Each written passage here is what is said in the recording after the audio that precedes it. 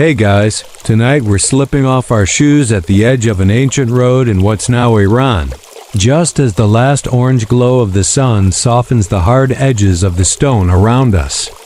You're dusty, thirsty, and slightly annoyed at the way the camel behind you has been chewing loudly for the last 3 hours. But you've made it. Up ahead, the wide arched entrance of the Caravanserai looms like a fortress. Bathed in the last light of day and welcoming in that very Persian way, grand yet somehow calm. You cross through the towering gate, ducking instinctively. Although there's enough clearance for a man on horseback. Inside, the heat of the road slowly gives way to the cool shade of thick walls. Pigeons flap upward from the rafters, and the echo of your footsteps blends with those of a trader from the Caspian, and a shepherd whose goats, thankfully, are being kept outside. A few boys chase a cartwheel down a corridor, dodging between bales of cotton and date bundles. It smells like camel sweat, rose water, and cooked lentils all at once. You take a deep breath, because really, where else would you get that particular combination? So, before you get comfortable, take a moment to like the video and subscribe, but only if you genuinely enjoy what I do here. It helps more than you think, and it lets me keep telling you these strange, sleepy stories from the corners of history. And if you're listening from somewhere unexpected, let me know your location and local time in the comments. I love seeing how far these stories wander. Now, dim the lights, maybe turn on a fan for that soft background hum, and let's ease into tonight's journey together. You adjust your scarf and step through the great gate. The stone beneath your feet is still warm from the sun. The walls around the entry arch are marked with soot, coins pressed into cracks by travelers' long-gone small offerings, maybe for luck or maybe just idle habit.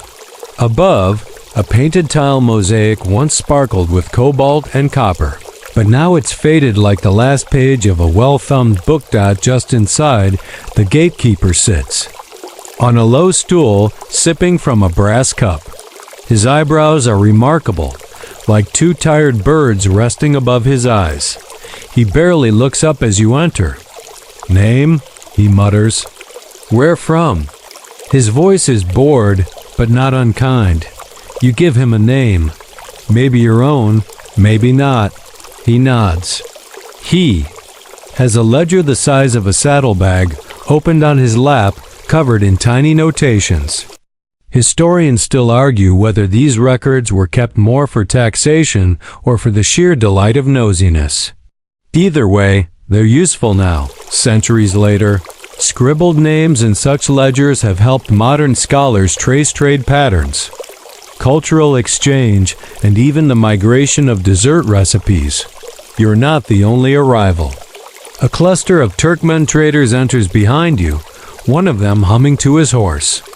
A man with an entire wagon of dyed wool looks suspiciously at the stables, as if suspecting the roof might leak. The gatekeeper waves them through without question. One of the perks of showing up often.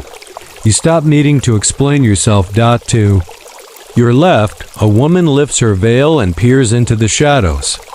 She's scanning for someone, possibly a cousin, possibly a debtor. Who knows? There's no check-in desk here, no metal detectors or welcome mints.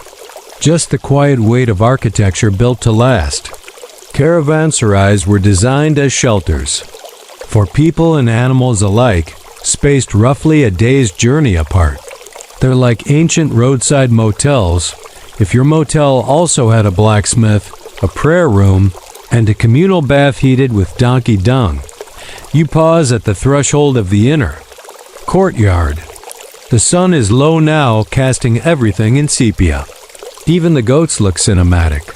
A soft breeze stirs your robes as you move forward. One of the guards, more ceremonial than threatening, nods at you, half asleep in his post. The walls inside are arranged in a square around a central open space, like a miniature fortress with an identity crisis. Everywhere is motion. A man arguing about dates, the fruit, not the romance. A boy spilling water from a skin. A trio of musicians tuning their instruments for what may or may not be an evening performance.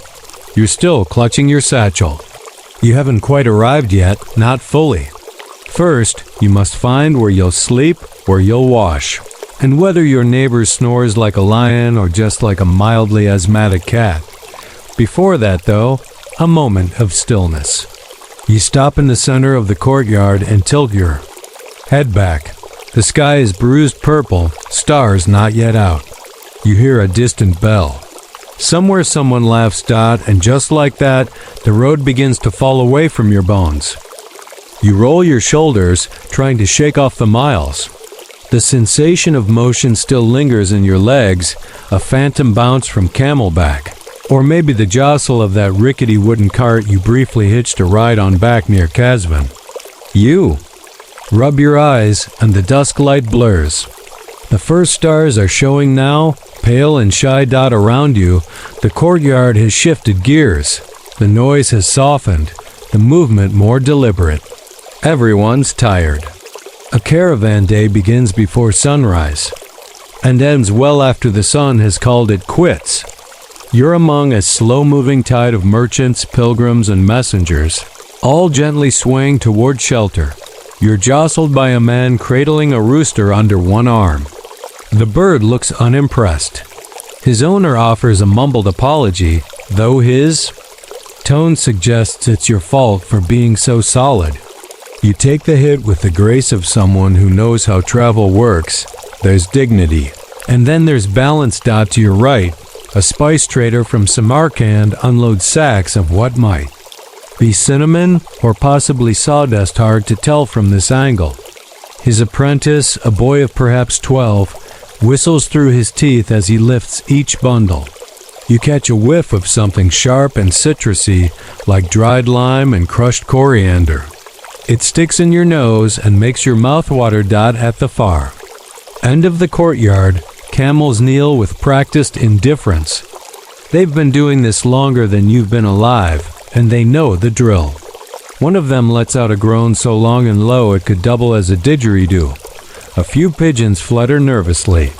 You watch a stable hand offer the beast a bucket of water and receive in return a dramatic sneeze. This is the rhythm of arrival. A parade of exhaustion and minor logistical crises.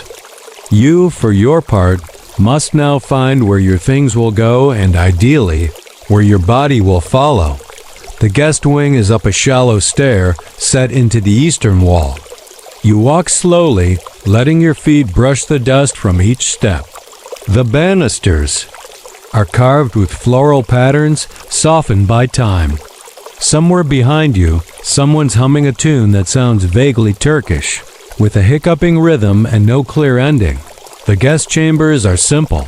Stone floors, arched ceilings. A narrow window like a keyhole through which twilight spills in streaks. Your room, if it can be called that, is one of many, divided from its neighbors by a series of drapes, wooden slats, and polite assumptions. You step inside and sigh. It smells faintly of sesame oil and long-forgotten incense. On the floor, a folded carpet waits like a loyal pet. There's a ceramic pitcher on a low table, probably filled earlier from the well. You sit gingerly and stretch your legs until your ankles pop. Historians still argue whether travelers brought their own bedding or were provided linens by the Caravanserai. Judging by the lumpiness of this pillow, you suspect the answer is both and neither. You fluff it anyway, performing the ancient ritual of making the best of what you've got. Your neighbor on the left sneezes, then coughs, then mutters what might be a curse or just an aggressive lullaby. You decide to like him. From outside, a child yells something joyful, followed by the unmistakable clatter of spilled dates. You can practically hear the ants organizing a rescue party. You lie back for a moment and stare at the ceiling. It's high, with soot marks at the edges, probably from old oil lamps. A spider dangles somewhere above you, minding its own existential business. You give it a nod of mutual respect. You haven't unpacked yet. Not that there's much to unpack. A bundle of clothes. A pouch of coinage and currencies that haven't agreed on exchange rates since the Seljuks. And of course, a gift, because nobody travels without something to give. In your case, it's a small lacquered box filled with rose sugar and pistachios, wrapped in linen and hoped out you think about your day, the villages you passed, the dust storms you barely outran, the old man who insisted his goat could predict weather. He might have been right. Your joints are still aching from that cold snap near the mountains.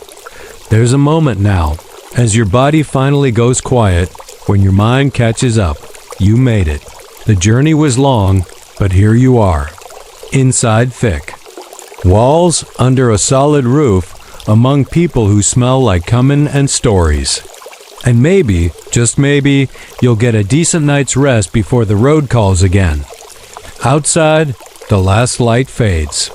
A dog barks once. A bell chimes twice, and somewhere, beyond the gate, another caravan is just now arriving. You rub your hands together, the dust clinging like the final souvenir of a long day.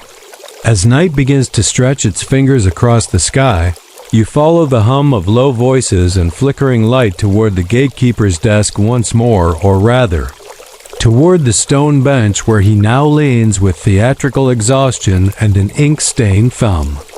By the time you arrive, he has unrolled his great ledger again. Its leather cover is stiff and sun-cracked, the pages smelling of lamp oil and secrets. You lean slightly, trying not to cast too much shadow over his candle. He squints at you. "Name again?" he asks. Not out of forgetfulness, but because this ritual matters more than the accuracy. You repeat it. He nods slowly, dragging his pen a thick reed across the page. The ink smudges slightly. "Cargo?" he says, almost sleepily. You hesitate. Do pistachio sweets count as cargo? A rolled-up bolt of linen? A few odd coins, a tin of eye salve, and a small brass mirror that seems to make everyone look slightly smug? You offer a vague answer, something about textiles and small gifts. He grunts, clearly satisfied. Across the page are dozens of names, one in Latin script, several in Persian. One you're fairly certain is just a drawing of a goat. Some travelers are merchants, others pilgrims, and a few are harder to classify wandering. Astronomers, spice smugglers who insist they're just importers. And once, last year, a woman who swore she was following a dream involving a blue elephant and a lost city. Historians still argue whether caravanserais served more as way stations or surveillance hubs. After all, knowledge was cargo too. A good gatekeeper could guess a kingdom's mood by the weight of its incoming satchels. You sign your name with a borrowed mark, then glance to the left. Another traveler stands waiting, a tall woman with a hawk perched on her leather-wrapped arm. She nods once, curtly, and you nod back. In the desert, this passes for friendship. The gatekeeper makes another note, something about bird. Then he sighs and motions you away. His cup is empty, his candle low, and you suspect he's replaying every moment of his day in reverse order to check for lost gossip. You step aside just as a mule brays behind you, carrying two wide-eyed children and a surprisingly calm cat. The cat, you suspect, has seen worse dot as you wander back into the courtyard. You spot an alcove near the corner, half shaded by a faded red canopy. A few other travelers sit there, sipping tea, and someone's trying to tune a stringed instrument. That may or may not be a rebab, it depends on how optimistic they're feeling. You join them, accepting a small clay-cup passed without ceremony. The tea is strong and smoky, with a faint aftertaste of cardamom and something you can't quite place, licorice. Wood smoke? A mystery, like so many things here.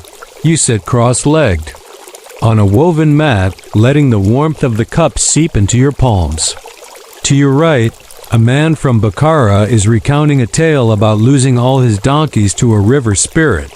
"She liked apples," he says gravely, "but not mine." Someone chuckles. You smile. It's a bad joke, but the kind that wears well after a long ride. The gatehouse bell rings once more, probably to signal the closing of the outer gate. After dark, no one comes in or out unless they have a very good reason and at least 3 witnesses. You sip your tea. The candle beside you sputters.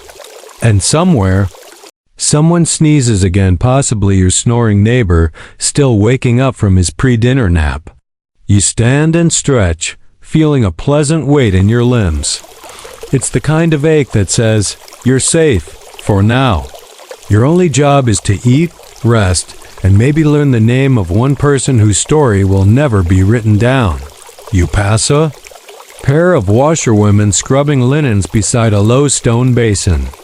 They hum softly in time with their work. You nod to them, and one of them offers you a damp cloth with a smile. You wipe your face.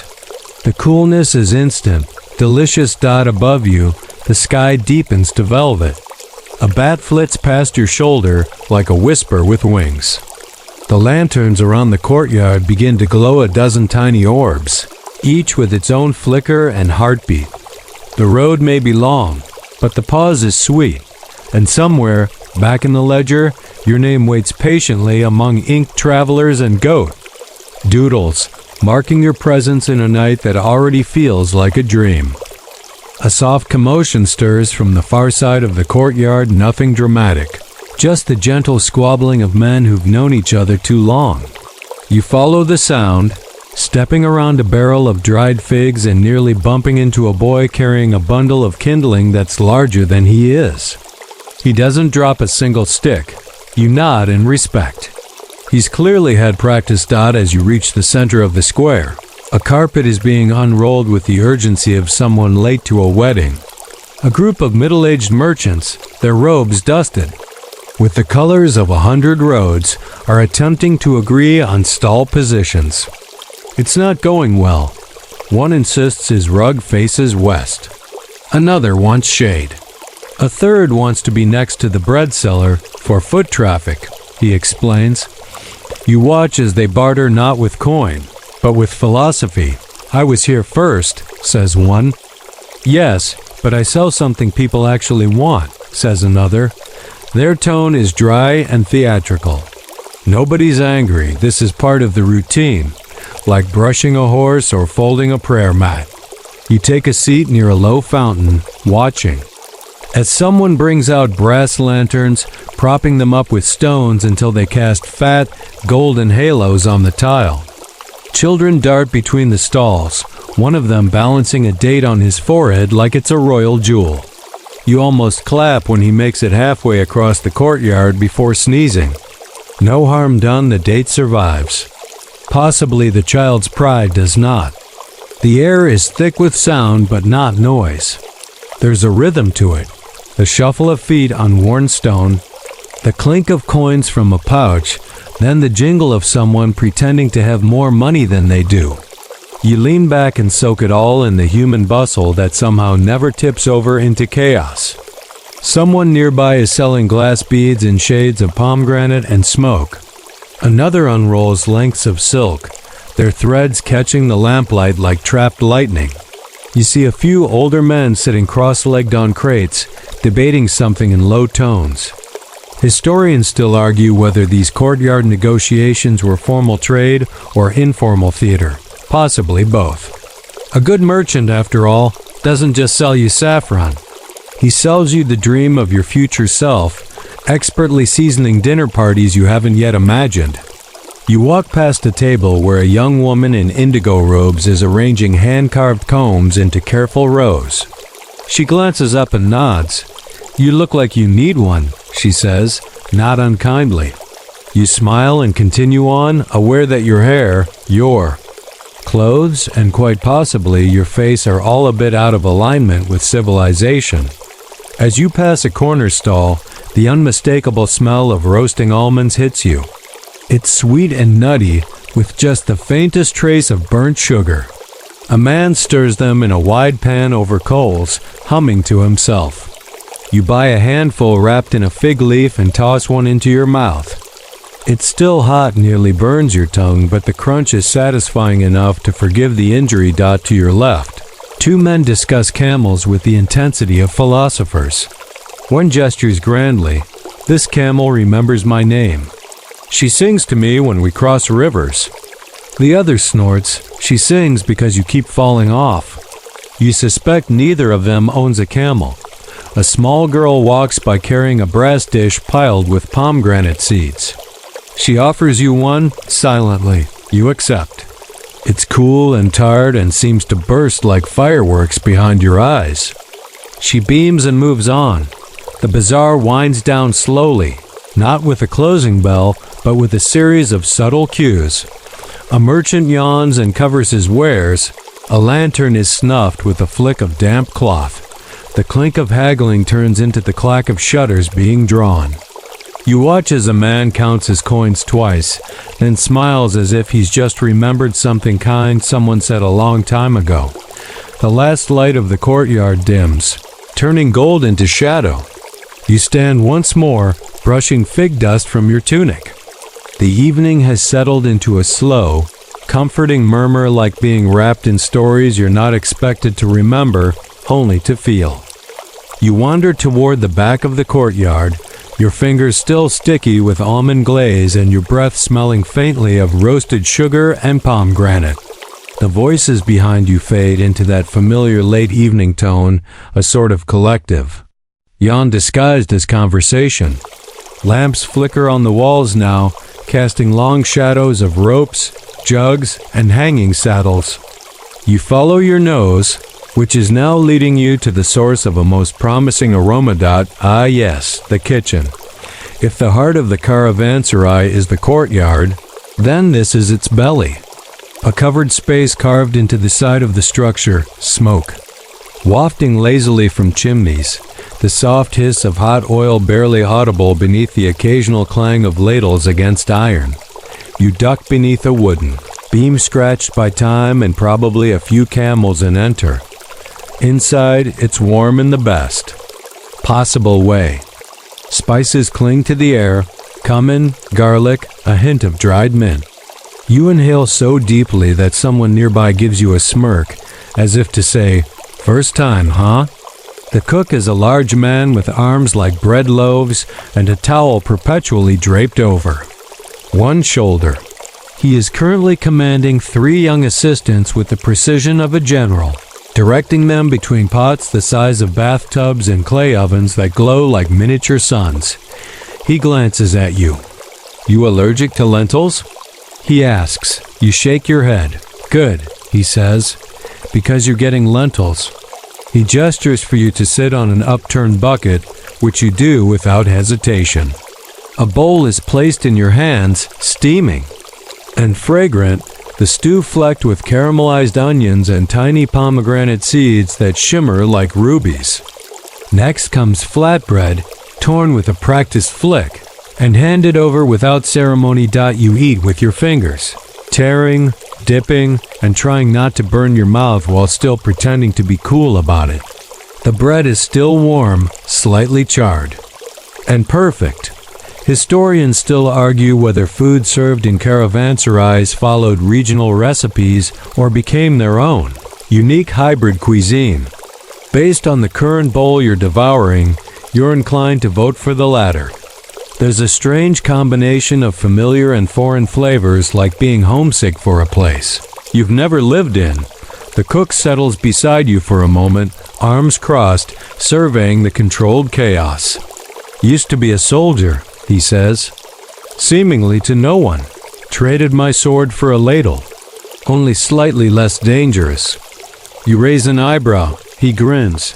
"Less blood, more burns." One of the assistants drops a pepper into a pot and immediately yelps, fingers scorched. The cook doesn't yell, just tosses him a cloth and mutters something about learning curves. Behind you, someone else wanders in and is immediately put to work peeling garlic. This seems to be the rule. If you're not already eating, you're expected to contribute. You clutch your bowl more tightly, as if it might be taken from you the moment you pause. Outside the kitchen, A faint bell rings again, signaling what exactly, no one seems sure. Maybe it's just the bell ringer's way of announcing he's still alive. You decide to interpret it as you have time for seconds. You finish your meal with a sip of sour yogurt served in a small clay cup. The tang cuts through the richness, and you exhale with satisfaction. One of the assistants offers you a chunk of sweet preserved quince, which sticks in your teeth and reminds you, quite pleasantly, of nothing in particular. Just before you leave, the cook tosses you a wink. Tell the others the lentils were awful, he says. I don't want a line. You nod solemnly. Inedible, you reply. You step back out into the cooling night. Your stomach is full, your skin still warm from the kitchen hearth, and your mind already beginning to slow its gears. The courtyard has grown quiet. Lamps burn lower now, more for ambience than illumination. In the far corner, a man tunes a flute. Not playing it, just tuning. Maybe he never actually performs. Maybe he just likes the idea of getting ready. You make your way back toward the guest wing, passing a cat curled on a bale of wool, her paw twitching in a dream. Someone's laughter floats down from a rooftop, soft and brief, like it's startled itself and left. The world has tilted gently into calm. You brush the last bit of breadcrumb from your robe and smile, already feeling the weight of rest settle across your shoulders like a familiar cloak. You step lightly across the courtyard stones, the meal resting happily in your belly, and begin the quiet search for your sleeping nook. It's a low, flickering moment of the evening when the lamps no longer cast light as much as they suggest it. You pass by a cluster of travelers sitting on embroidered cushions, heads tilted back, voices drifting into hushed tones, the topics becoming sleepier by the minute. Someone is explaining the price of horses in Baghdad, and someone else is humming in agreement. No one is arguing anymore.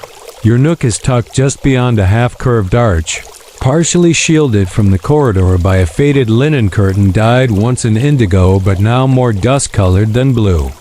The fabric stirs gently as you approach, revealing your modest space. A rug, a pillow that has fought too many battles, and a wooden chest with a bent lid that still bravely insists on latching. You settle in. The stone beneath the rug is cool, but not unwelcoming.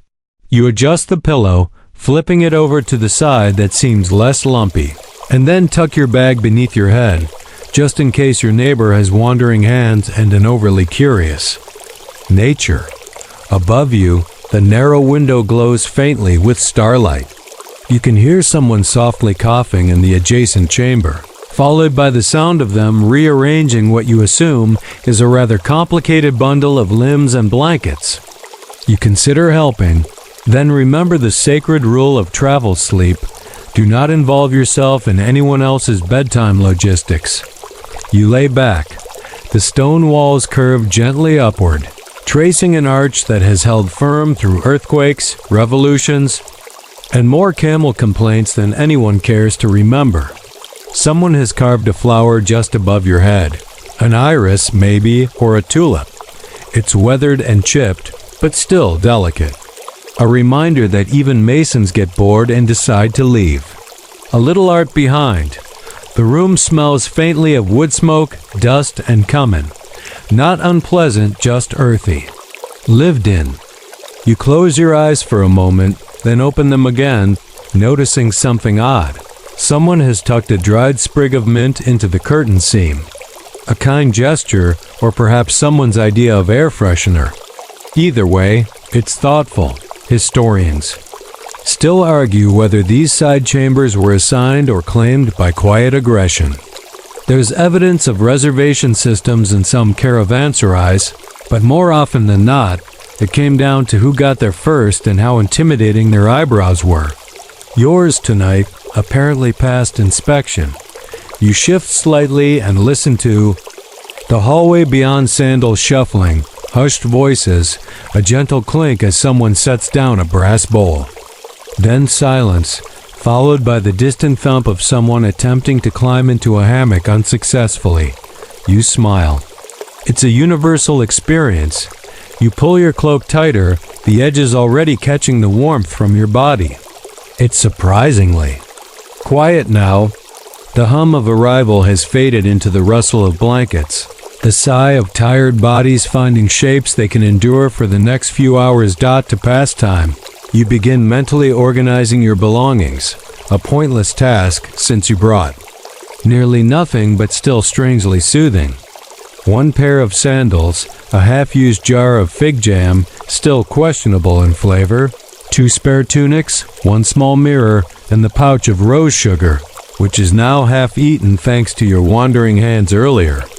You make a mental note to share what's left in the morning.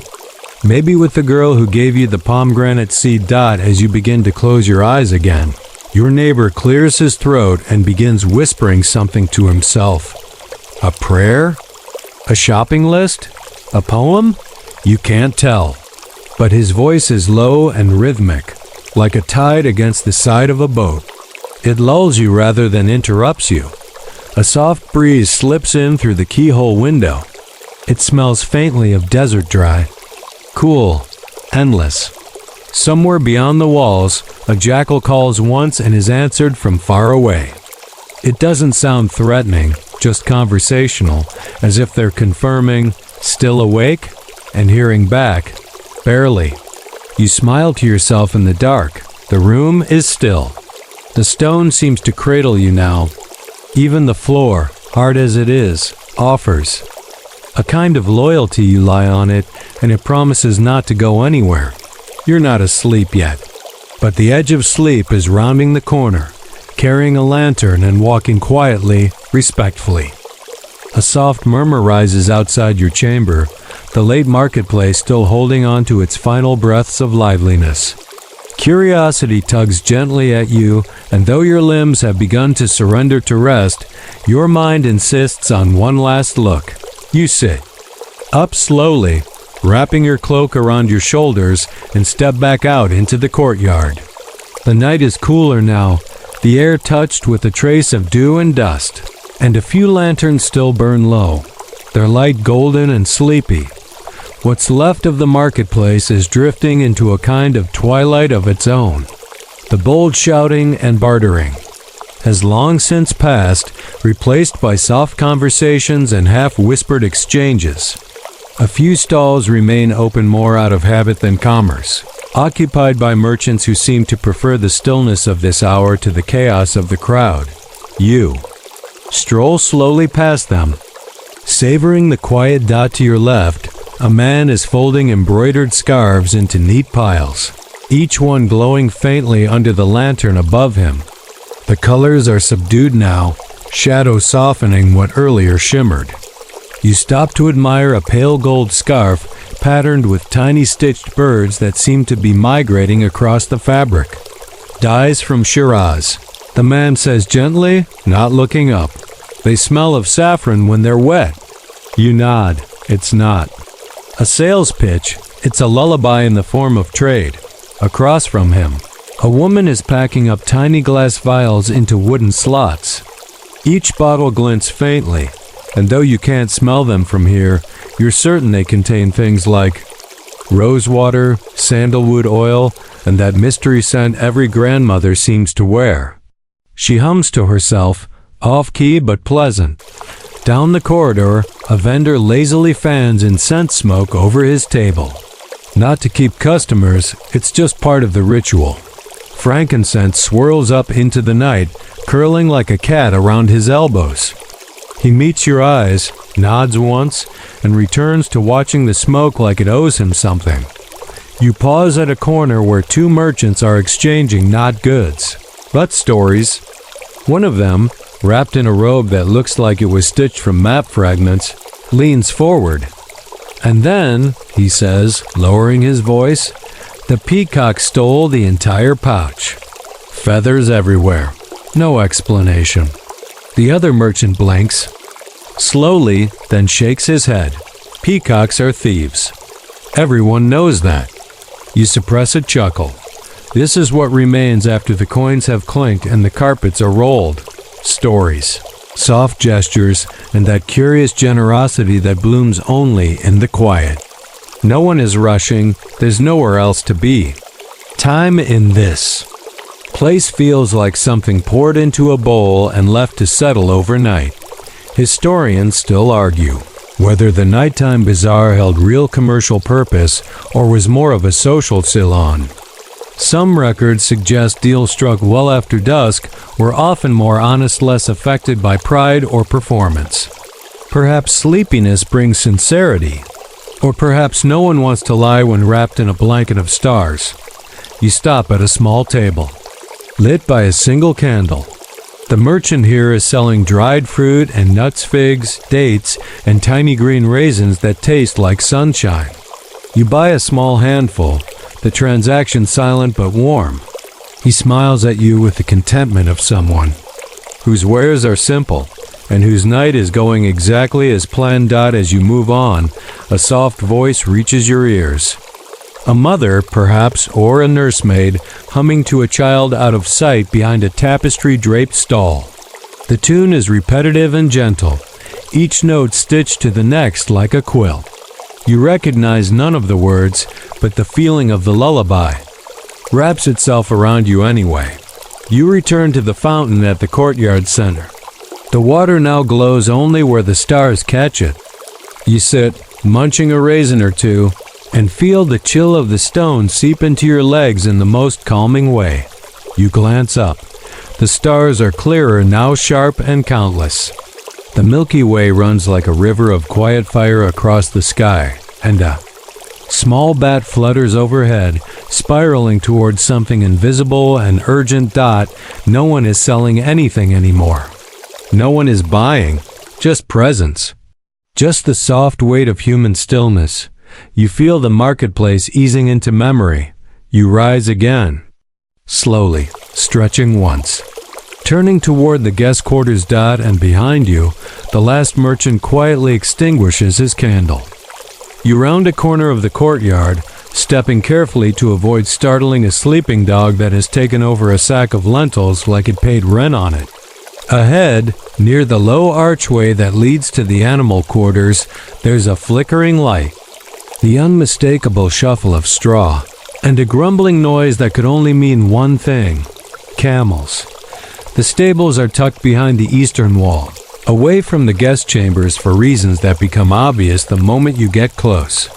The smell and ancient recipe of hay, sweat, and casual defiance hits you like a padded curtain. Not unbearable, just assertive. You lean into the wooden frame of the stable door, peeking inside. A half-dozen camels rest on their folded legs, chewing slowly with the gravity of philosophers. One looks directly at you, chews harder, then turns away as if deeply disappointed, but UNSURPRICED. A young stable boy is at the far end of the chamber, arms raised dramatically as he tries to coax one particularly ornery camel to drink from a trough. The camel, tall and imperious, refuses to even glance in his direction. The boy switches tactics, now offering something from his palm. You move closer. It's a dried apricot, a rare treasure not easily parted with, especially by a boy who probably doesn't see many. He waves it gently, like a bribe. The camel glances, blinks, sniffs the air. Then, slowly and with deliberate disdain, it lowers its neck and takes the apricot only to immediately spit it out. The boy sighs loudly. "Every night," he mutters, "she likes apricots, but not mine." You stifle a laugh. He notices you, nods, and gestures toward a wooden bench. "You can sit. They won't bite, not unless you owe them money." You take the seat. The stables are surprisingly peaceful. The rustle of hay, the occasional grumble, the creak of leather harnesses swaying gently from pegs. You see a donkey tucked into the corner, sleeping so soundly that its ears are slowly falling sideways, like flags surrendering to gravity. Overhead, the thatched roof lets in the occasional glint of starlight. A breeze sweeps through the open. slats and dances across the straw-covered floor, lifting a feather here, a wisp of wool there. For a building full of beasts, it's oddly poetic. Historians still argue whether the camels of long-haul traders were rotated at each caravanserai, or if merchants kept their animals with them the whole route. There's evidence for both. What is clear, though, is that these creatures weren't just transport, they were status symbols, companions, and sometimes outright divas. The boy has given up trying to convince the camel to drink. He leans against a support beam and starts combing straw from his sleeves. She only drinks after prayers, he says, not looking at you. She's very devout. You raise an eyebrow. I'm serious, he insists. Once the last prayer finishes, she drinks a whole bucket. Like clockwork. You consider this. Maybe she's just thirsty by then. He narrows his eyes. Or maybe she's a little holy. Touché. The boy begins folding blankets, checking the hooves of a resting mule, and finally settling on his own small stool by the far wall. He looks no older than 12, but moves with the weariness of someone who spent a lifetime stepping around droppings and sleeping animals. You close your eyes for a moment, just listening, snorts, breaths, the occasional sigh of camel satisfaction. You imagine, not for the first time, what it would be like to travel entirely by camel, days of slow lurching across a sea of sand, broken only by shade, soup, and the occasional argument about whose turn it is to carry the fig jar. Some travelers write poetry. Others develop back problems. You suspect you do both. Eventually, you rise, nod to the boy, and quietly step back out into the night. The breeze follows you, tugging gently at your sleeves like a sleepy dog unsure whether it wants to go back. Inside, the dog guarding the lentils still hasn't moved. You walk past it, back toward your corner of the caravanserai where rest is waiting, and the night, like the camels, continues chewing the hours with slow, steady calm. You head back toward the heart of the caravanserai, drawn this time by the scent of steam and the faint musical drip of water. Two signs that something rare and glorious awaits. The BATHHOUSE. It's tucked behind a modest door near the northwest corridor, marked only by a tile mosaic of a fig tree and a small brass lantern swaying in the breeze. You push the door gently, and a wave of warmth rolls over you. Not heat, not yet, but that specific embrace of damp air and candlelight, the kind that loosens your shoulders before you've even undressed. Inside, your boots echo on polished stone. The outer chamber is dimly lit, its walls painted with curling vines and faded birds. There are benches along the sides, and 3 other travelers already lounging, robes open, hair damp, eyes half closed with the contentment of people who finally stopped itching. A servant barefoot, expression neutral, probably immune to the sight of modesty in all its global variations, nods at you and gestures to a shelf where folded towels await. You strip quickly and wrap yourself in the fabric, which smells faintly of lavender and old soapstone. You move through the curtain and into the main bath chamber. Steam blooms around you, rising from a sunken pool set in the center of the room. The tiles here are old but clean, worn smooth by thousands of footsteps. Oil lamps flicker behind latticed alcoves, giving everything a golden, softened glow. The air is humid, heavy, and glorious. You slide into the warm water with a sigh so involuntary it practically qualifies as a prayer. Your body stretches, floats slightly, and then settles like a pouch of loose coins at the bottom of a drawer. Man with a thick beard and a very serious loofah nods at you from across the pool. First soak? He asks. You nod. Don't stand too quickly, he advises, or you'll see God, and not in the poetic way. Noted. Nearby, 2 women chat in low voices, occasionally splashing water on each other and laughing in that restrained, bathhouse-appropriate way. A merchant sings a fragment of a song under his breath, the tune bubbling along with the heat. You close your eyes and let it all blur. Historians still argue whether Persian bathhouses served purely hygienic purposes or were more akin to social. Salons, places to catch up on gossip business deals and who's attempting to grow a beard they absolutely shouldn't. Judging from the murmured conversations and the way three traders are comparing belly sizes, like proud farmers discussing melons. The latter seems likely. At one end of the chamber, a stone bench is coated in fine white clay likely used as a scrub. One traveler is vigorously applying it to his arms, muttering something about sand being embedded in my very soul. You drift near the edge and dip a brass bowl into the water, pouring it slowly over your shoulders. The heat melts away layers of road dust, fatigue, and the general existential despair caused by camel proximity. Someone offers you a sliver of soap that smells faintly of myrrh and lemon rind. You use it sparingly, more to participate in the ritual than from actual necessity. A young attendant brings a small tray with cool water and 2 thin slices of cucumber. You don't question it. You accept this like the unexpected miracle it is. You sip slowly, nibbling at the cucumber like a pampered scribe from a forgotten epic. Across the pool, a man attempts to quote Persian poetry, but forgets halfway and replaces the rest with a very passionate improvisation about raisins. No. One corrects him. Eventually, the steam begins to lull you toward a state that is not quite sleep, but deeper than daydream. Time loses its urgency. Your body feels like it's finally been forgiven, and then, reluctantly, you rise. Carefully, of course. You remember the warning. You wrap yourself again in the towel, your skin flushed and tingling, your mind softened like overcooked rice. You move to the cool room, a transition chamber where the air is dry and tinged with mint. Here, you sit quietly, watching condensation drip from a pitcher nearby. This, you think, is the opposite of war. A quiet, small peace that demands nothing but stillness. Eventually, you dress again. Your clothes feel lighter. Your limbs are waterlogged in the best way. You thank the attendant with a quiet nod and a coin placed respectfully in a small brass bowl.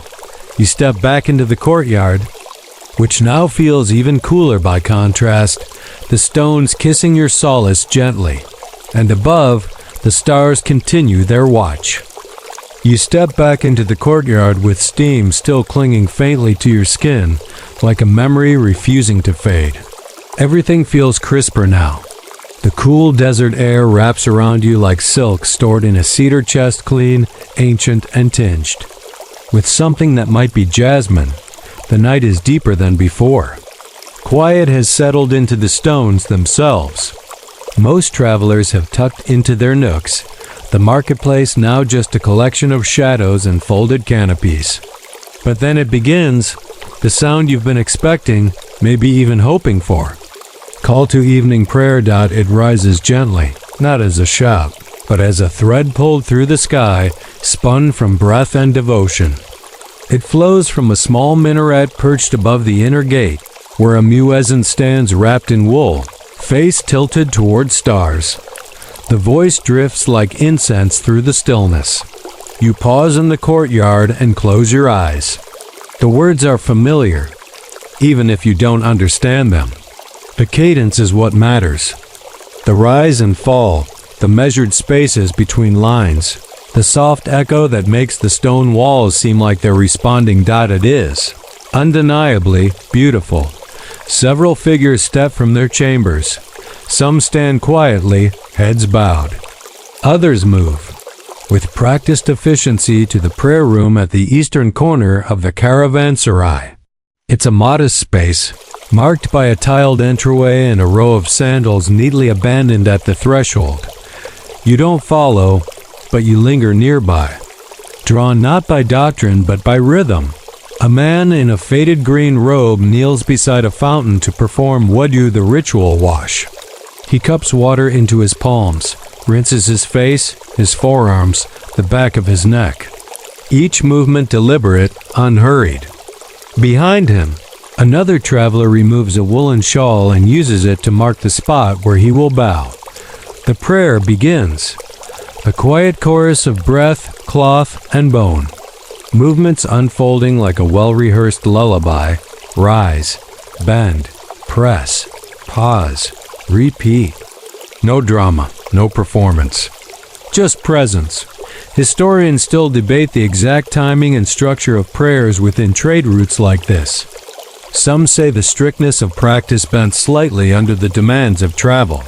Others argue that it was precisely here, in the stillness between roads, that prayers became anchor points. Spiritual way stations, like stars to a navigator. Call fades. The voice becomes mist. And stillness returns in its wake, deeper than before. You sit beside the fountain where the last ripples from a traveler's cupped hand still shimmer on the surface. The water here is cold and clear, fed from a subterranean channel known as a canot, an engineering marvel that has baffled outsiders for centuries. A tunnel dug beneath the earth, drawing mountain water into the desert like a hidden thread of life. You dip your fingers in the basin. It's icy and wakes your fingertips with a tingle dot above. The sky has cleared completely. Stars blaze now so bright they almost seem closer. You can trace constellations you'd forgotten the names of. The ones you remember from childhood stories. The ones your father pointed out, or perhaps a teacher who smelled of ink and almonds. You lie back on a low bench, arms behind your head, and look up. For a moment, there is nothing else. Just sky. Just you. Just the slow exhale of a building that has seen 1,000 nights and remembers every one of them. From somewhere behind you, someone begins to play an A flute, soft, breathy, mournful. It's not a performance, just a wandering tune. It winds through the courtyard like smoke, looping around columns and across tile, stirring shadows. You let it carry you for a while, and when the song fades, replaced once more by silence, you rise slowly, the chill beginning to find your ankles again. You walk softly back toward your sleeping nook. The lights are fewer now.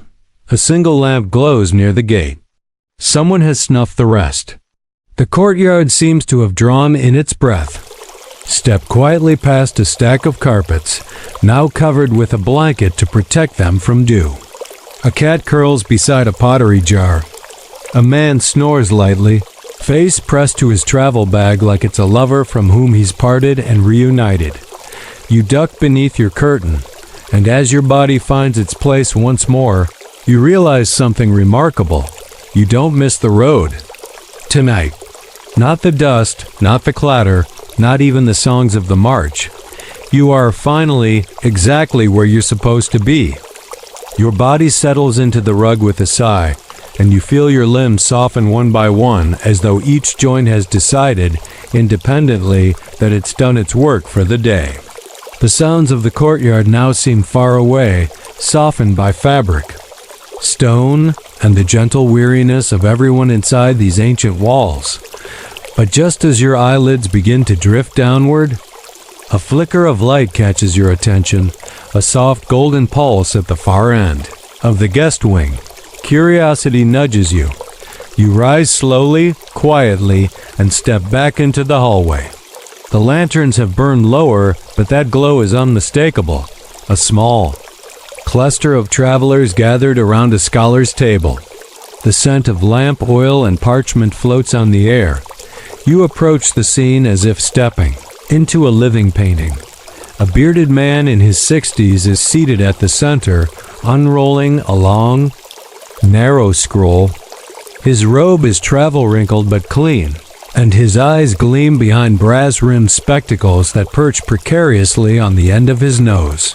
He clears his throat, not dramatically, but with the solemnity of someone who has practiced being listened to. The scroll before him is a text from India, written in a mixture of Sanskrit and Persian, each line flowing like a ribbon of inked water. The man reads aloud, voice low and melodic. You can't understand every word. but the cadence alone is enough to keep you rooted in place. Around him, 3 other travelers sit cross-legged, one sipping tea, another absently polishing a ring, and the third with a half-eaten fig in one hand, entirely forgotten. You join them silently, and no one objects. A space opens for you as though you were always expected.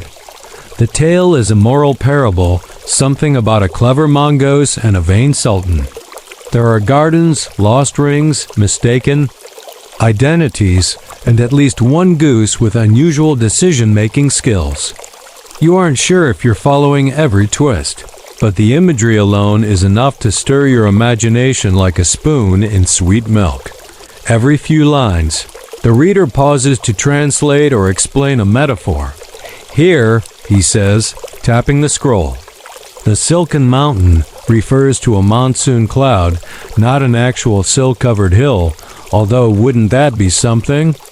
The fig-eater nods solemnly, as if disappointed such a hill doesn't exist.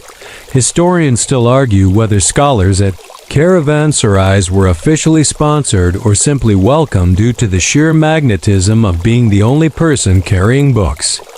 In this case, it's clear that the man's role is somewhere between entertainer, librarian, and oracle. His audience leans in slightly whenever he lifts his hand, waiting to see whether he's about to reveal a proverb or simply adjust his spectacles. He begins the next passage, which includes a camel who attempts to impersonate a judge. You are absolutely here for this. As he reads, you find yourself observing the listeners more than the words. Each face lit by lamp glow, each hand stilled in a gentle pose. The merchant who trades spices in Samarkand, the boy with the chipped cup, even the tea now mostly steam is participating. In the quiet magic of this moment, there's something deeply comforting about stories in a language not fully your own. The unfamiliar words become a kind of music. Your mind doesn't cling to meaning, it simply drifts, guided by rhythm and voice. The scholar finishes the tale with a modest bow of his head and rolls the scroll with care. He doesn't ask for applause, just nods once and blows out the lamp. The crowd disperses like dream mist, quiet as moonlight. You linger a moment longer. The scroll lies on the table, now closed. You run your fingers along its edges, tracing the texture of parchment, the slightly raised edge of stitched thread binding it together. You imagine the hands that wrote it, the hands that carried it, and now, the voice that gave it life again. Here, tonight, in this tucked-away corner of a forgotten root, you return to your room slowly. The curtain breathes as you pass through it, stirred by a breeze from the high window. You lie back, eyes wide open now, but in the best way. The kind of wakefulness that feels like drifting through ink slow, fluid and deeply still. The story remains in your chest like a small lamp, flickering, gentle, warm. And as you close your eyes once more, a new thought settles over you like a blanket, that the road gives many gifts, but this one, the sound of a stranger reading by candlelight, might be among the finest. You're almost asleep, almost, but then you hear a voice, low and animated, bouncing lightly off the stone walls just outside your chamber. You peek out, still half wrapped in your cloak. A few travelers have gathered by one of the far arches, their faces lit by a single lantern hanging from an iron hook. Someone new has joined the caravanserai, a man with a weathered face, a curved dagger tucked into his sash, and a scarf so dramatically wrapped that it deserves its own introduction. He's speaking quickly, hands darting in all directions, eyes flashing with amusement. Even from a distance, you can tell. This man is a storyteller of the highest order, or a merchant who's learned that truth and fiction are best served on the same plate. You move closer, blending into the loose ring of listeners. He's just getting into the part where he claims to have sold a silk scarf to none other than Genghis Khan himself. The scarf, he explains, was embroidered with tiny gold dragons and could apparently repel dust, sand, and jealous rivals. I offered him two, the man says, but he insisted on just one. Said the other would distract the moon. A soft ripple of laughter passes through the group. You take a seat near the edge, legs crossed, head tilted just enough to seem skeptical but polite. The man notices and grins. Ah, you don't believe. Me, he says, pointing in your direction. But I have seen things, my friend. Carpets that roll themselves, a flute that plays only during eclipses, a camel that refuses to travel east because of a broken heart. You raise your eyebrows. He continues, I once saw a marketplace so rich, the pigeons there had anklets of jade, and the rats? They were carried on cushions. Someone snorts into their tea. Historians still debate whether traveling storytellers exaggerated their tales, to entertain or to obscure the more sensitive truths. Perhaps both. After all, if you're moving silk, salt, or secrets across dangerous borders, a bit of absurdity might be the best disguise. The man pulls something from his sleeve, a bright red scrap of fabric fraying at the corners. This, he declares, is what's left of the scarf. Don't smell it, it remembers things. You don't dare ask what that means. Another listener leans forward. Tell us about the sapphire-eyed monkey. The man's eyes light up. Ah, yes, she stole my ring in Tashkent. Outwitted 3 guards, 1 priest, and a dog named Parsnip. He launches into the next story with such flourish that you forget the temperature, the stone beneath you, even the call of your sleep-numbed limbs. The tale winds through mountains and storm-tossed ships into caves guarded by riddles and across bridges made of bones. There are sultans, mirages, ancient debts paid with laughter, and a fish that might have been a prince. Everyone around you leans closer, not because they believe it all, but because they want to. That, more than truth, is the real gift of stories. You smile. The scarf salesman waves a hand dramatically. And that, my friends, is how I came to trade a single spoon for a kingdom made entirely of honey. Applause quiet, but real follows. A few coins change hands, though he doesn't ask. Someone offers him a slice of melon. He declines. Melon makes my tongue speak truths. Dangerous for a man in my line of work. The group begins to drift apart, each person holding on to some fragment of the tale, an image, a phrase, a ridiculous detail about pigeons and jewelry. You rise, offering the man a nod. He returns it with a wink. Sweet dreams, scarf skeptic. Back in your room, the walls feel closer now, not in a suffocating way, but in a safe, story-filled way. You lie back and stare at the ceiling, where the shadows now resemble ships and monkeys and possibly jade anklet if you squint hard enough. The stone beneath you no longer feels cold. And somewhere, out in the courtyard, the storyteller begins humming something old and tuneless like a lullaby from a country no longer on any map. You're still smiling when you hear the soft chime of tiny bells, delicate, irregular, like the rustle of coins on silk. Not loud, but distinct enough to tug you once again from the edge of sleep. You sit up, peer past your curtain, and catch the movement of a figure disappearing behind a set of hanging beads near the southern hall. You follow, because at this point, curiosity is doing a marvelous job of ruining your sleep, and you're not even mad about it. Beyond the beads, a small, recessed chamber glows with lamplight and smells unmistakably of burnt herbs, old wood, and something sharp and vaguely medicinal. The scent stings your nostrils slightly, but not unpleasantly. It's the sort of aroma that suggests someone here knows how to fix a headache with 3 seeds and a short lecture. Inside, a narrow table is covered with clay pots, folded cloths, bundles of dried plants, and a heavy mortar stained green. Behind it all stands a woman in a thick cotton robe the color of wet ash, her gray braid tied with red thread. She's wrapping something in linen while muttering to herself. You've stumbled into the domain of the Caravanserai's herbalist. She doesn't look up right away. She's focused, crushing something with a pestle and adding pinches of powder to a jar. Finally, she glances at you and grunts softly an expression that could mean, "Hello? Yes?" Or, "Don't touch anything unless you want to lose." Your eyebrows. You nod in greeting, keeping your hands respectfully at your sides. She gestures vaguely toward a wooden box filled with tiny vials and says, "Everything labeled in Persian, or close enough." You step closer, carefully examining the contents. The labels are, in fact, Persian, but many of them are more poetic than useful. One reads, "Sleep like riverstone." Another, "For hearts that pace too quickly."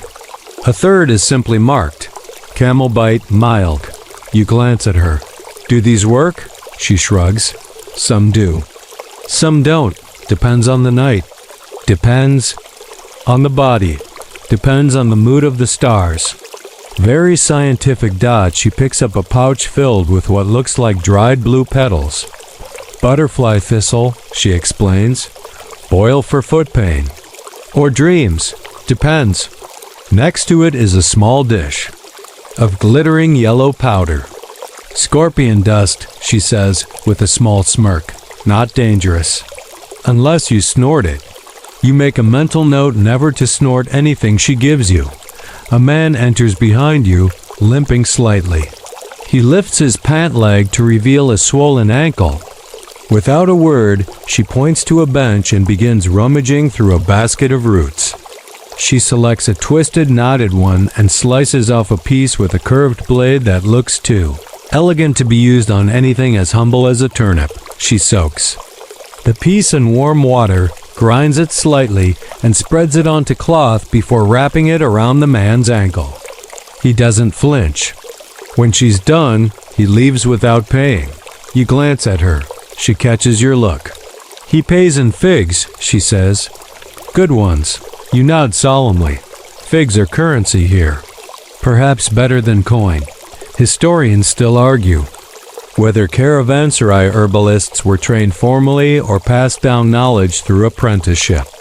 Given the blend of confidence and chaos before you, you suspect the answer is both, plus a few hunches and dreams thrown in for good measure. She waves a hand over a bowl and gestures for you to sniff. You do, cautiously. "It smells like cinnamon." And regret. "Insomnia blend," she says. "Boil with milk. Don't ask what's in it." You don't. You thank her and offer a small coin. She declines. "Next time you come through," she says, "bring me dried plum skins. The dark ones. From the hills." Noted. You step out into the hallway, carrying a small wrapped packet that may or may not help you sleep, or dream, or dance. She wasn't clear on the details. Outside, the caravanserai is quieter still. Even the wind has calmed, slipping between the arches like a contented cat. You tuck the packet into your sash and glance up. The moon has risen higher, casting pale light over the stone walls, softening their edges, gilding the darkness. Your feet carry you back to your chamber.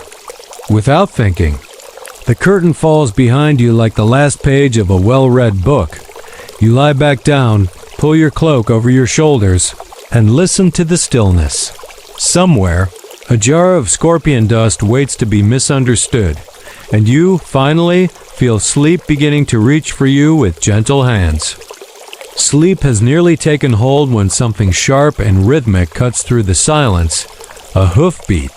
Not many, just two, maybe three.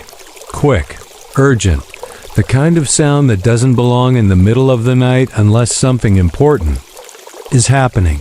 You rise again, this time less groggy and more alert, the kind of movement your body learned from the road.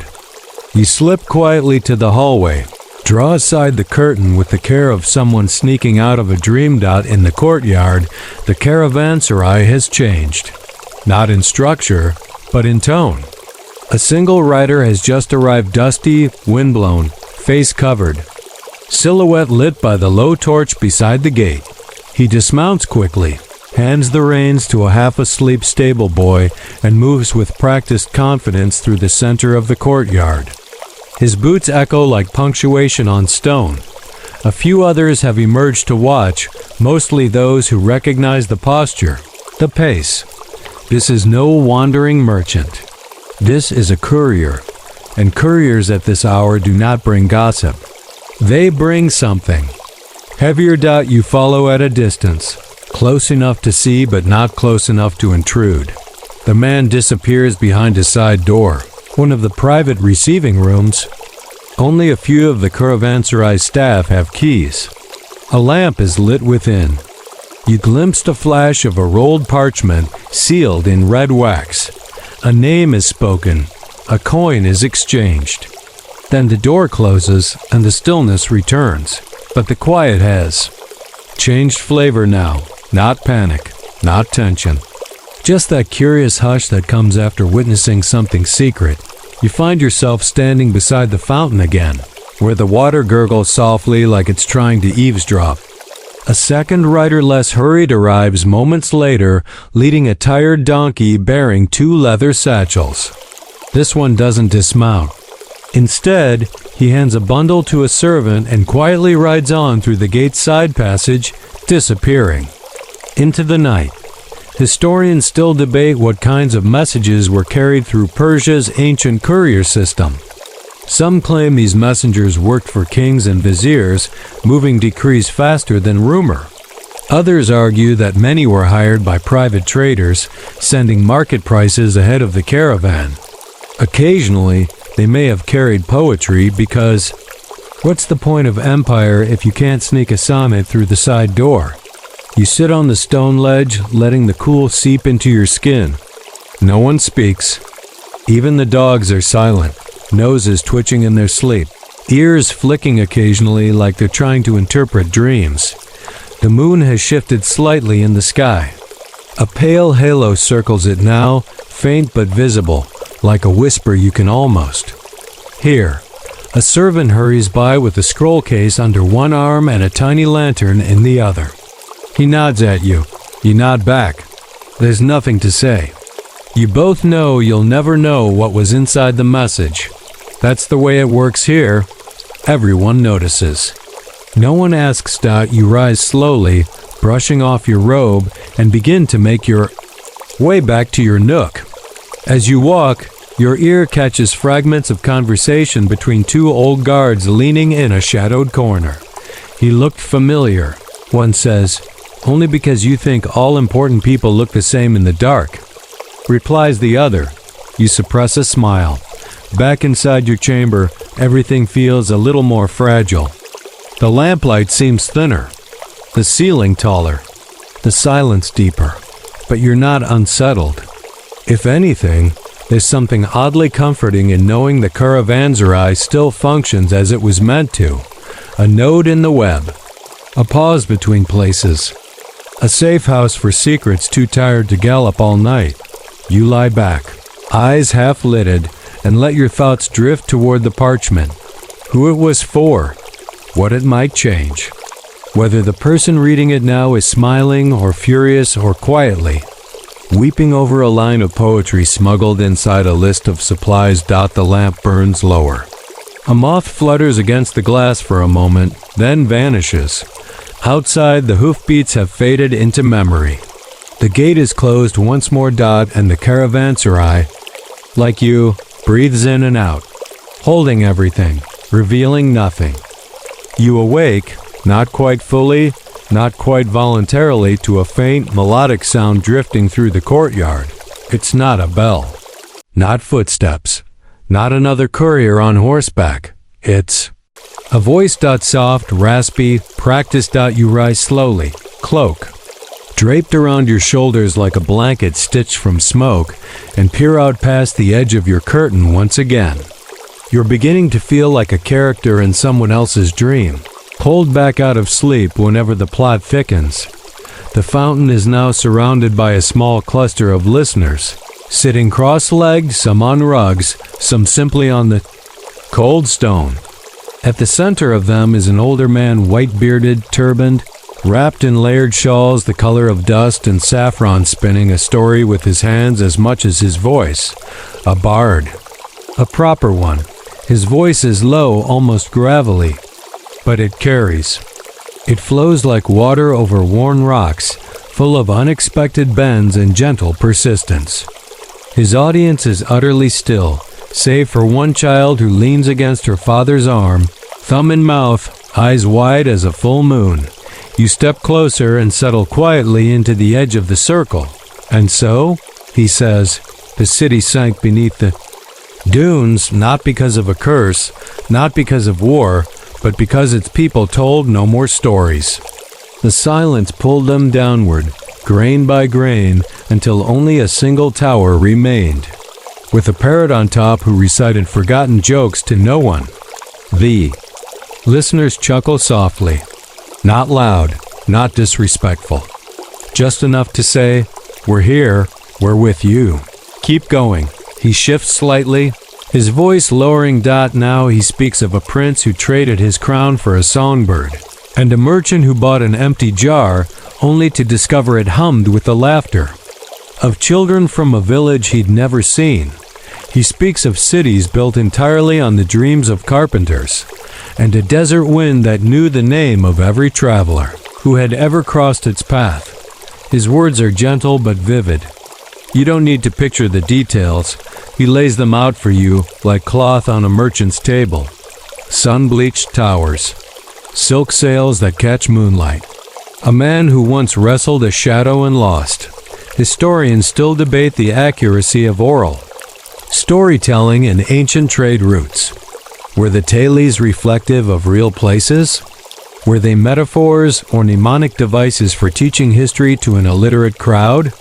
Or were they simply what they appeared to be, comfort spun into sound, wrapped around the listener like a second cloak?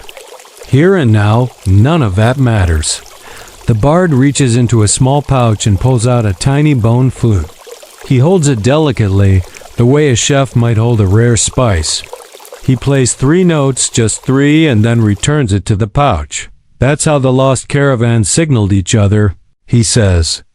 One long, one short, one hopeful. The audience nods, not because they've heard it before, but because they want to believe it's true. A merchant near you chuckles. Hopeful notes sound the same in every key, he whispers. You stay. Long enough to hear one more tale about a well that granted one wish, but only if you whispered it in someone else's voice. The story ends ambiguously. You're not sure if the main character got what they wanted or not, but the point isn't the ending. It's the pause. The bard leans back, stretching his fingers. That's enough for tonight, he says, with a smile like a slowly drawn curtain. Let the rest dream themselves into being. The group begins to disperse with the reverent quiet of a crowd leaving a sacred place. A few drop coins near his rug. One places a date, carefully wrapped in a fig leaf. Another leaves a small brass ring. The bard doesn't count. He simply nods in gratitude, already leaning back against his bundle of cushions. You pass him as you return to your chamber. He opens one eye. Come back tomorrow, he says. I haven't even told the one about the moon who fell in love with the potter. You smile, offer a quiet nod, and slip back through your curtain. This time, when you lie down, the stone feels warmer beneath. You, the shadows softer. You carry the images with you, cities lost to silence, songs in jars, whispers that sound like someone else's voice. You breathe in, and for the first time tonight, you do not resist sleep. You welcome it, story and all.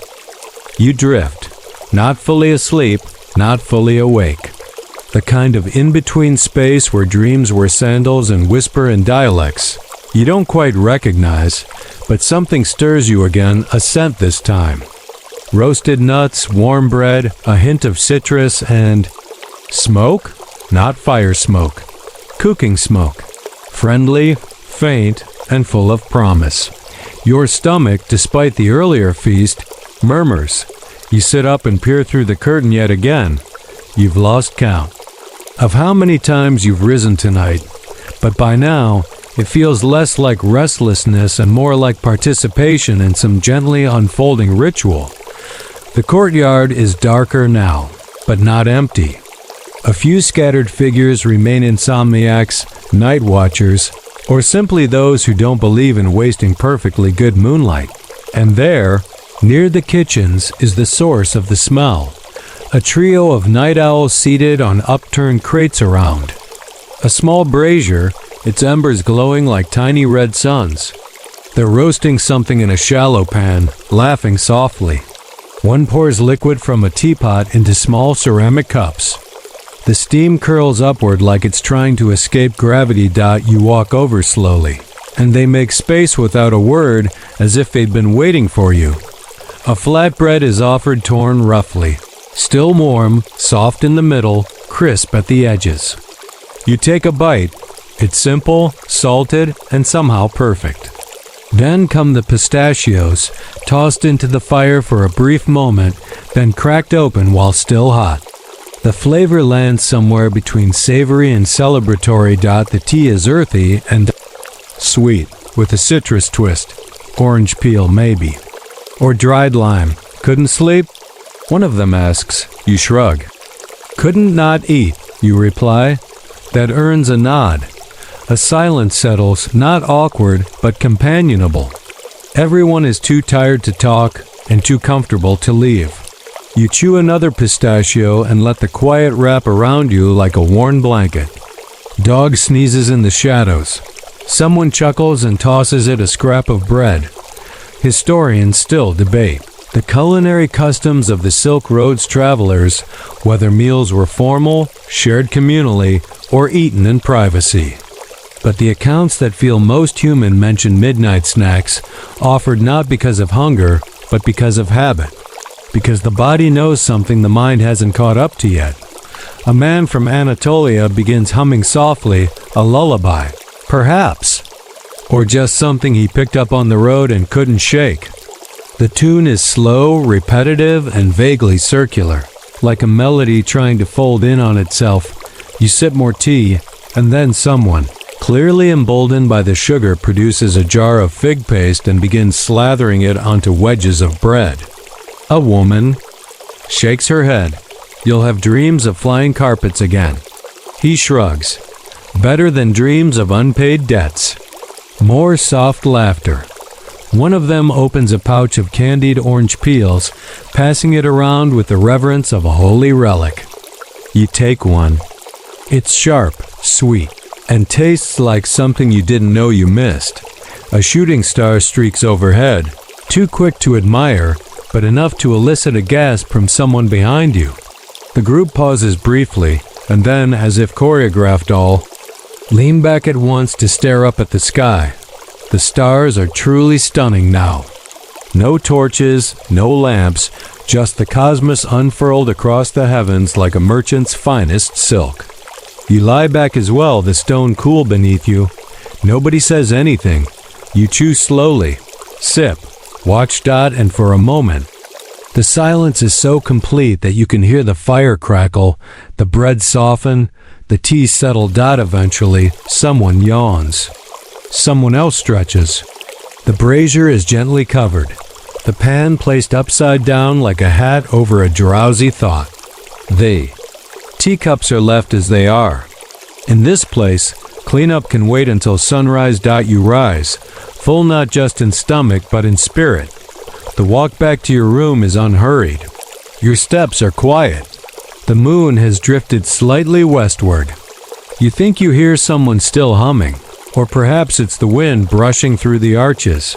You duck beneath your curtain for what you're convinced will be the final time. Your pillow feels less like a sack of barley now, and more like the perfect cradle for your head. The taste of orange peel lingers on your tongue, and finally, your body agrees to rest. The world softens. And the caravanserai sleeps with you. You don't know what time it is, not that it matters. But when you wake again, the air feels cooler, thinner, touched by the kind of stillness that only happens deep into the night. When even the dreams have quieted, you rise gently, more out of instinct than purpose, and pull your cloak around you. This time, there's no noise to follow, no scent, no music. Just a subtle pull and invitation without a sender. The ladder to the rooftop is narrow and tucked behind a support beam near the northern corridor. It's been there the whole time, barely noticeable, blending into the shadows. But tonight, it practically glows with invitation.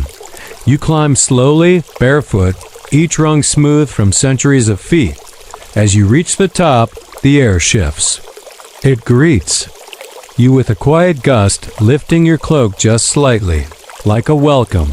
And there it is, the roof, flat, wide, and empty save for a few scattered rugs, some old cushions, and 3 sleeping forms tucked into thick blankets, their faces toward the stars. They don't stir as you step around them. Finding your own place near the low parapet wall, you sit and you look up. The sky is immense. The stars, those constant, ancient travelers, are in full procession. Cassiopeia reclines. Orion stretches across the dark like he owns the place. And above it all, the Milky Way drapes across the heavens like a brushstroke from a giant who couldn't resist showing off. No lamps reach you up here. No voices. Just wind and starlight and the soft heartbeat of the desert around you. You lie back. The tiles beneath you are still warm from the day, gently radiating a memory of sunshine. It seeps into your shoulders, your arms, your back above. You notice movement, not birds, not clouds, but satellites barely visible. Pinpricks of motion among the stillness. They weren't here 1,000 years ago, but somehow they don't feel out of place. You trace imaginary lines between the stars, drawing constellations you've never seen in any book. A lion with wings, a fisherman's net, a city skyline that doesn't exist. From the far side of the roof, someone whispers something in a language you don't recognize. It might be a prayer, or a line of poetry, or just a thought released to the wind. You whisper something back, just in case. Historians still argue whether travelers spent their nights stargazing or collapsed in exhaustion the moment they could lie down. Most likely, it was both, depending on the day, the road, and whether your camel had decided to throw a tantrum over a particularly rude goat. But tonight, you are awake, and you are grateful for it. You spot a shooting star. You don't wish on it, you simply watch. Not everything needs to be a transaction. The silence stretches around you. But it's not empty, it's full. Full of every sound you've heard tonight, now folded gently into memory. The bard's tale, the flap of a pigeon's wings, the rattle of spice jars, the quiet hum of a tired gatekeeper's sigh. All of it lingers, but gently now, like music muffled through a wall. Eventually, your eyes begin to close again, not from fatigue, but from trust. Up here, under this enormous ceiling of stars, you feel held. As if the universe, just for tonight, has decided to cradle you in its vast, endless arms and whisper, "You've gone far enough for now." You don't remember lying all the way down.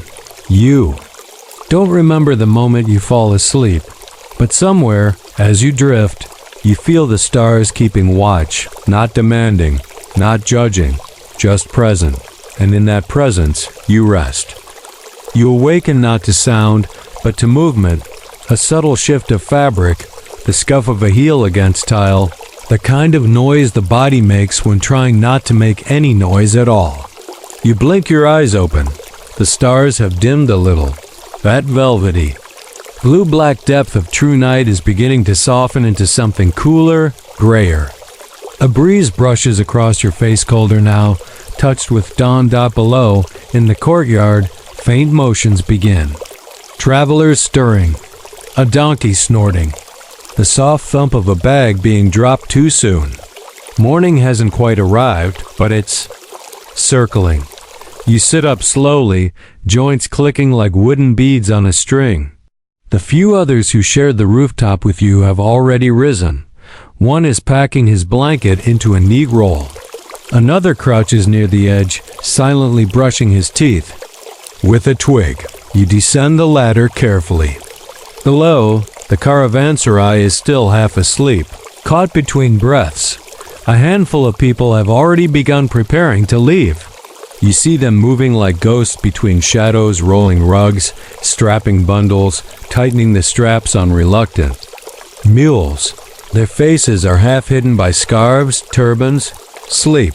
One man you passed earlier is now leading a horse by the bridle, humming a song that repeats one phrase over and over. The kind of song that helps you pack when your mind is too tired to keep track of the rope. You step aside to let him pass, nodding. He nods back, lips still moving with the tuned dot in the guest wing. A woman wraps a child in wool while balancing a copper pan on her shoulder. She mouths something to the child, probably a story, maybe a promise. The child blinks sleepily, completely trusting. You retreat to your nook. Your things are still where you left them. Satchel, cloak, small pouch of coins that somehow feels heavier in the morning light. You begin packing them not out of urgency, but as a kind of ritual. There's no official checkout process here. Just a respectful glance toward the gate and a few quiet words to those still lingering. Outside your curtain, your neighbor sneezes again 3 times in quick succession. You both laugh softly, no words exchanged. You move through your belongings with slow precision. Tunic, scarf, that last piece of rose sugar, now slightly melted but still salvageable. You leave behind a single fig pit near the edge of the rug, an offering to the invisible rhythm of the place. Historians still argue whether these guest chambers were truly shared among strangers, or if travelers tended to cluster by language, tribe, or trade. In reality, it was probably a bit of everything. Familiarity where it mattered, proximity where it didn't. Snoring strangers who would offer you tea the next night. Quiet kindnesses passed between people whose names you never asked for. You tighten the rope around your satchel, give your pillow a farewell pat, and step into the hallway. Others are doing the same. There's no rush, no official call, but you can feel it, that tide of movement. The caravanserai has begun to stretch its arms after a long night, preparing to exhale all its guests back into the desert. You help an elderly man lift his bundle onto his cart. He thanks you with a small square of something wrapped in cloth, sweet and sticky, and probably more valuable than whatever you were carrying. Back in the courtyard, someone is relighting the braziers. Another man walks briskly across the tiles carrying a pot of water, steam trailing behind him. A dog scratches lazily at its ear and yawns. You watch as 2 travelers clasp hands and part ways. One heads east, the other south. No fanfare. Just a look that says, "Safe road, friend." I'll forget your name, but not your face. The sky above is beginning to pale, still dark, but bleeding slowly into a lighter hue. One bird calls from the rooftop. A second answers. You take a breath. Not a deep one, just enough dot, and as you pull, your pack over your shoulder, your hand brushes against the dried mint leaf the herbalist gave you. You smile. Leave it tucked in the folds of your cloak, because today you will smell like stories. The final moments in the caravanserai unfold not in haste, but in a kind of gentle choreography. Everyone moving with purpose, yet unhurried, as though they've all agreed to leave quietly. So as not to wake the spirit of the place, you drift into the courtyard once more, now lit by the first reluctant brush of dawn. The stars above are retreating, paling slowly behind a sky that's just begun to think about color. That soft pre-sun hour where everything turns silver. Near the fountain, a group of travelers tighten their saddle straps, hands nimble despite the chill. A young girl climbs onto her father's shoulders, half asleep, her head resting against the top of his turban. A sleepy cat stretches across a saddlebag, absolutely not ready to participate in anything resembling effort. You hear the clinking of camel bells. It's a soft sound, rhythmic and strange, a dozen hollow tones layered over one another, like glass wind chimes muffled by fabric. A driver calls out in a low voice, and the great beasts begin to rise, groaning their way upright with theatrical resistance. You join a loose line of guests headed toward the gate. No one speaks. There's a kind of reverence to it all, as though everyone is leaving a shrine, not just a shelter. Someone bumps your shoulder gently and offers a smile. It's the fig vendor from the night before, still chewing something and apparently in no hurry at all. You nod back. The gatekeeper is already at his post. You suspect he never left. He sits with his book in his lap and a reed pen between his fingers. He watches the parade of exits without comment, simply recording, turning each name into ink and ash on the page. You approach. Still alive? He asks, deadpan. Barely, you reply. He smirks, eyes scanning your face. That's how I know you slept well. He flips to a clean page, waits for your name. You offer it, and he scribbles something beside it that might be a note or might just be a doodle of a goat. He tears a scrap from the edge of the page and hands it to you, your travel mark, your token of passage, your receipt for the invisible toll of the road. Historians still argue whether these paper slips held any true bureaucratic power, or if they were just tradition, like a blessing disguised as bureaucracy.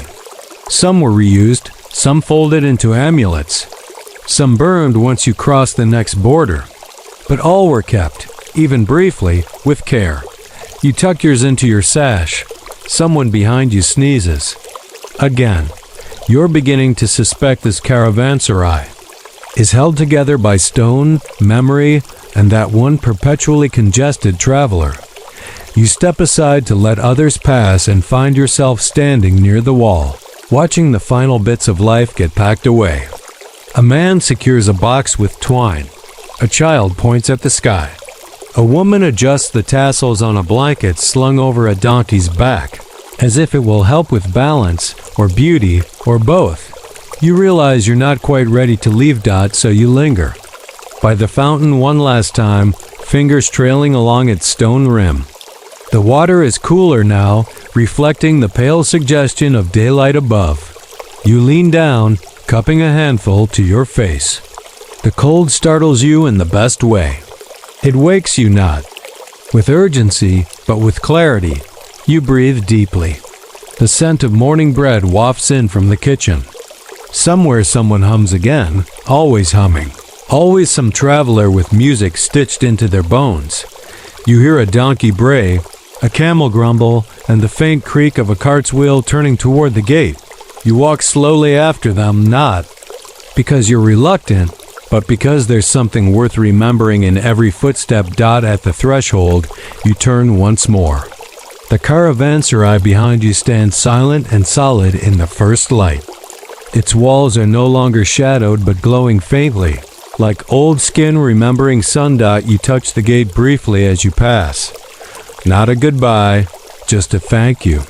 And then you step out into the open, whirled again onto the path, toward the road, into the miles waiting beyond the morning. The gate swings closed behind you with a sound so soft it barely registers, wood meeting wood, history meeting its next page. The road ahead stretches out in its usual quiet defiance, winding over a low hill, vanishing behind dunes that still sleep beneath the thin veil of dawn. Your feet crunch on gravel. The air out here is different, drier, lighter, the silence wider. No more echoes off courtyard walls. Just you, the sound of your sandals, and the vast hush of the world waking up one breath at a time. You walk slowly. The caravan is gathering pace ahead of you, some on foot, some mounted, some still bickering amiably over whether the camels were better fed here or in Yazd. You trail behind, letting them melt into the dust as the sun begins its hesitant climb. Your satchel feels just right against your back. Not heavy, not light, the perfect weight of belonging to no place in particular. You pause on a rise and glance back one final time. The caravanserai is now barely visible, a low outline against the horizon, dissolving slowly into the sand and sky. Already it feels like a memory, too full of warmth, too quiet, too unreal to have been real. You smile. Your legs keep moving, more from memory than decision. This road has known millions of footsteps. Yours are just one more stitch in the embroidery of its age. Morning sun grows stronger, and the coolness of night retreats like a shy guest, leaving only the briefest parting gift of wind at your neck. You feel the warmth rise from the earth and soak into your clothes, and with it, your thoughts begin to wander. You remember the boy with the apricot-hating camel, the herbalist and her mysterious jars, the storyteller with his tales of peacocks, jars of laughter, and a spoon worth a kingdom. You remember the bard's parrot-top tower, the scholar's scroll, the humming tea brewer, and the mother singing her child into slumber with words older than maps. All of them now are stored in you, not as facts, not as notes, but as layers. Quiet imprints of a place that held you gently while the world kept turning. Historians still wonder what the caravanserais truly gave to travelers. Safety, of course, rest, a place to eat, a place to bathe, a pillow that was better than the ground. But maybe, above all, they gave something even rarer, a night of being known, even if only in passing. A moment to stop being a merchant, a messenger, a pilgrim, and just be a person among people. You begin to hum something. You don't know what it is. It might be the bard's tune, or the humming from the kitchen, or the sound the stars made while you lay on the rooftop. Ahead, the road curves east. A man waves to you, beckoning with the easy motion of someone who's walked beside you for 100 miles without ever needing to ask your name. You catch up to him. Together. You walk. Not talking, not needing to. The road stretches on, and somewhere behind you, the caravanserai exhales once more and goes still again. Now, take a slow breath. You've left the stone walls behind, but they're still there with you, folded softly into your memory. You can almost feel the smooth tile beneath your palms. Hear the water in the fountain. Taste the last bit of sweet orange peel on your tongue. Let your eyes rest. Let your shoulders sink. There is no more story to follow tonight. Nothing you need to do. You've walked the road, heard the tales, tasted the stew, and counted the stars from the rooftop. It's all done now. The caravanserai has closed its gates for the night. The last camel has settled in. The storyteller has gone silent. The scroll has been rolled, the tea poured, and the lamp gently dimmed. Now, it's just you, and stillness, and the quiet ancient hush of sleep waiting patiently to arrive. You don't need to remember every detail. You don't even need to dream. You've traveled far enough for tonight. You are safe. You are home. Wherever you are. So close your eyes. Let your breath soften. Let the echoes of the desert fade. And let the gentle silence carry you into rest. Asterisk.